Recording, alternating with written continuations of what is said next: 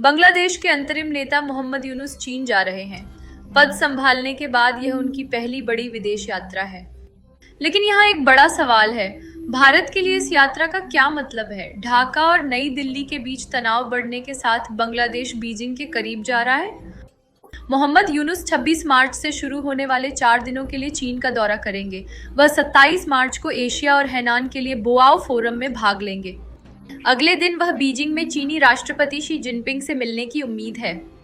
Yunus packing university में भाषण देंगे, जहां उन्हें मानद डॉक्टरेट की उपाधि प्राप्त होगी। यह केवल एक और राजनयिक यात्रा नहीं है।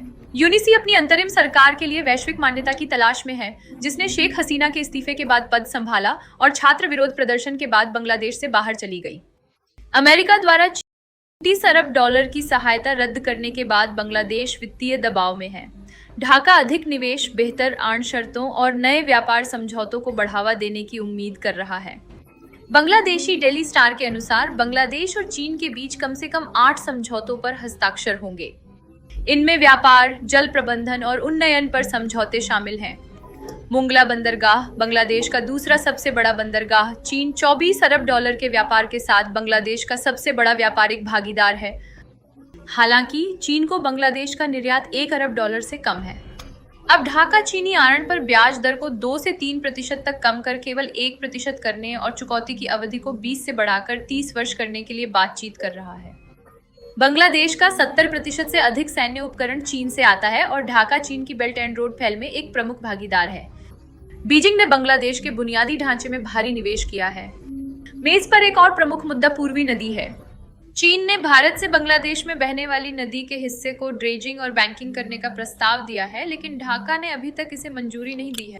बांग्लादेश के साथ भारत के संबंध हसीना के निकलने के बाद से बिगड़ गए हैं।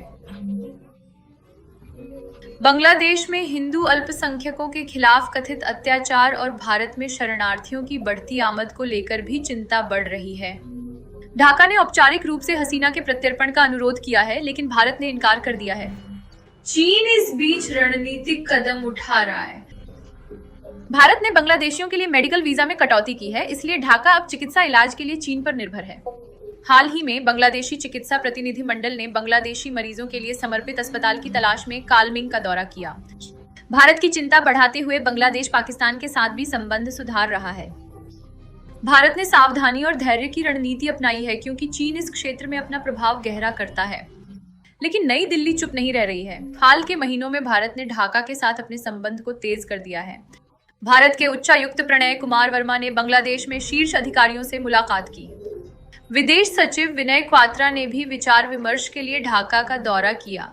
यहाँ तक कि अटकलें भी हैं कि प्रधानमंत्री नरेंद्र मोदी थाईलैंड में बिम्स्टेक शिखर सम्मेलन के इतर अगले महीने मोहम्मद यूनुस से मुलाकात कर सकते हैं।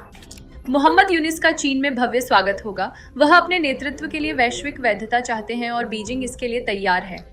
भारत के लिए चिंता स्पष्ट है। चीन बांग्लादेश में अपना प्रभाव बढ़ा रहा है, जो ऐतिहासिक रूप से दिल्ली के करीब रहा है। क्या यूनिस की यात्रा बांग्लादेश को चीन के करीब लाएगी? भारत ढाका में बीजिंग के बढ़ते प्रभाव का मुकाबला करने के लिए क्या कदम उठाएगा?